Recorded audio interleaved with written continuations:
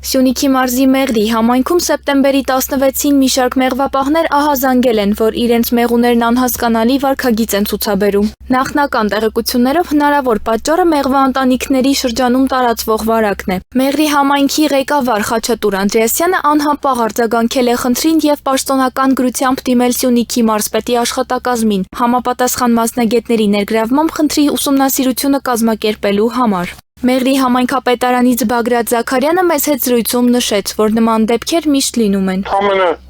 հիվանդությունները կա, ինչպես բնության մեջ նորմալ ընդունված է, որոշակի մեղվապետակների մոտ շատ փոքր քանակությամբ անկումներ է գրանցվել, ու դա միշտ է լինում, այնպես չի որ չի լինում, էլի այդ հիվանդությունները կախված մեղվաբույծների իրանց պահելաձևից, տարվա եղանակից պայմանավորված, տեղանքով պայմանավորված։ Հորդորում ենք համայնքի բնակիչներին ցուցաբերել զգոնություն եւ զերծ մնալ անհարկի անհանգստությունից։ Խնդրի լուծման ուղղությամբ աշխատանքներն ընթացքի մեջ են եւ սպասում ենք համապատասխան արձագանքի, ասված է հաղորդագրությունում։